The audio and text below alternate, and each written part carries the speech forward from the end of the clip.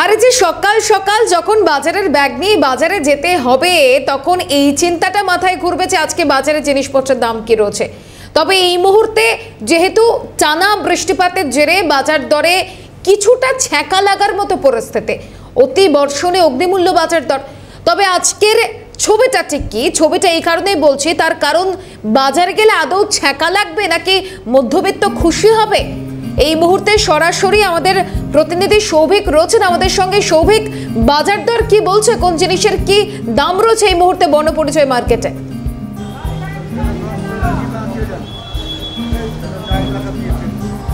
একদমই দেখো মাসুমা, যেটা তুমি বললে যে অতি বর্ষণের ফলে কিন্তু সবজির দাম বৃদ্ধি হয়েছে এবং আমি এই মুহূর্তে রয়েছি বর্ণপরিচয় মার্কেটে।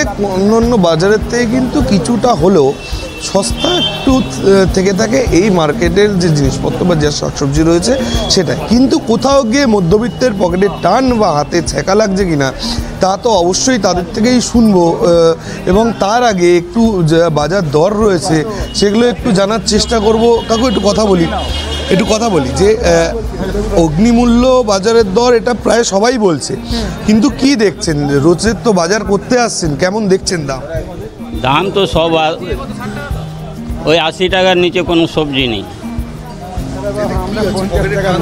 কতটা নেবে, কতটা? কিন্তু কী করবে, কিছু করার নেই, নিতে হচ্ছে যা ওই অল্প অল্প করে নিতে হচ্ছে। আগে থেকে তো দাম বেড়ে গেছে, কোনো কমই নাই। যারা ক্রেতারা রয়েছেন তারা বলছেন যে দাম যথেষ্ট বৃদ্ধি রয়েছে। এবার একটু যারা বিক্রেতারা রয়েছেন একটু কথা বলি। দাদা,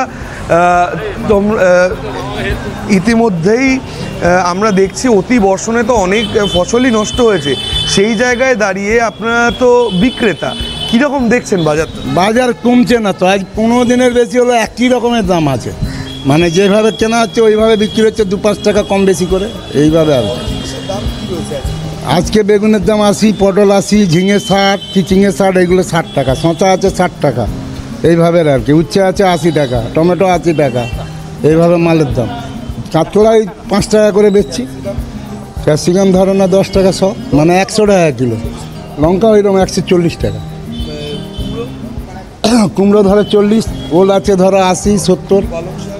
পালং তো নেই, পুঁই শাকটা গেছে, পুঁই আছে 40 করে, লাল শাক আছে 50 করে কিলো। লেবু এইটা আছে গন্ধরাজ না কাগজি, এটা 5 টাকা, পাতি লেবু 5 টাকা। রেগুলার মোটামুটি এমনি এইভাবে এখন দাম আছে, এর পরে কমলে তখন আবার দাম কমে যাবে। ওই রকম যে কি 2 টাকা 1 টাকা রেখে আমাদের দাম হয়তো খুব বেশি থাকে না, এখন দাম বেশি তো মালের, 1 টাকা 2 টাকা থেকে দাম দাঁড়ায়। আমরা পাইকারি কিনে আনি, এনে খুচরো বিক্রি করি, ওই 2 টাকা 5 টাকা কিলো থাকে, এইভাবে আমাদের বিক্রি হয়।